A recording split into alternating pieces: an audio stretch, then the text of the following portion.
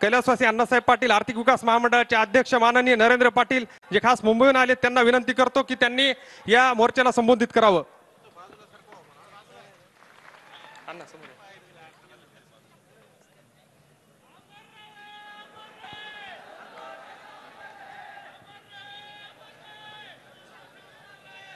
अमर रहे, अमर रहे,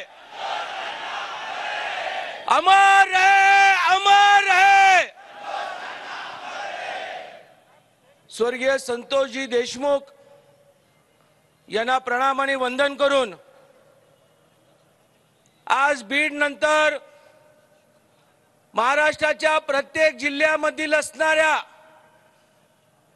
प्रत्येक 12 बलुतेदार 18 पगड जात्यातल्या असणाऱ्या लोकांचं नेतृत्व करणारा आमचा मराठा समाज हा रस्त्यावरती उतरलेला आहे आणि रस्त्यावरती उतरल्यानंतर एकच मागणी आहे, आकाला उचला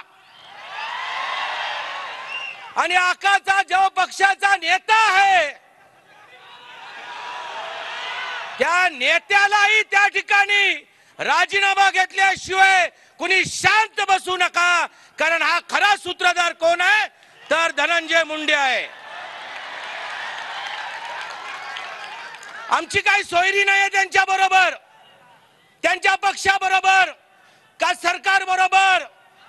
आमचा खरा माणूस, आमचा जीवाभावाचा माणूस, आमच्या जातीतला माणूस, 12 बलुतेदारांचं संरक्षण करणारा माणूस त्याचा प्राण गेलेला आहे, आम्ही कदापि विसरणार नाही।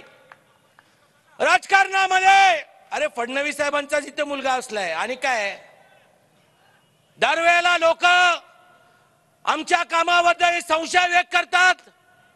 परवा बीड मध्ये माझी भूमिका व्यक्त केल्यानंतर लोकांची भूमिका आली, तुम्ही मराठ्यांच्या बाजूने बोललात, अभिनंदन। अरे जातीवंत मराठा आहे, एखादा चाकू काढून जर रक्त काढलं तर अण्णासाहेब पाटील आणि 96 कोणी मराठ्याचंच रक्त दिसणार आहे।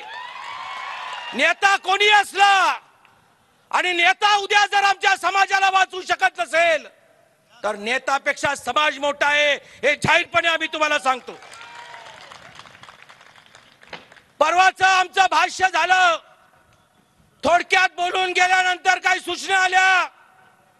आज व्यासपीठावरती बोलणारी मंडळी सगळ्यात जास्तपणे बीडचे आमदार बोलतात, कारण बीड मध्ये काय परिस्थिती आहे हे परभणीकरांना माहित नसेल। पण बीडची जी कळकळ आहे, हा जो गुंडाराज आहे, हा एका विशिष्ट असणाऱ्या नेत्यांचा जी दादागिरी आहे त्याला आम्हाला घरी पोहोचवल्याशिवाय राहायचं, शांत बसायचं नाही, ही महत्वाची भूमिका आहे। आज माझी सर्व महाराष्ट्रातल्या मराठा बांधवांना, सगळ्या 12 बलुतेदारांना एकच विनंती आहे, प्रत्येक जिल्ह्यामध्ये हा वाल्य निर्माण झालेला आहे, प्रत्येक जिल्ह्यामध्ये आहे, तो कुठल्या जातीचा आहे, कुठल्या धर्माचा आहे, कुठल्या पक्षाचा आहे हा न पाहता राज्याच्या मुख्यमंत्र्यांनी आणि गृहमंत्र्यांनी अशा प्रत्येक जिल्ह्याच्या वाल्याला त्या ठिकाणी ठेचून मारलं पाहिजे, एवढी माझी विनंती आहे। एक मराठा म्हणून माझी जबाबदारी आहे, एक महामंडळाचा अध्यक्ष म्हणून जबाबदारी आहे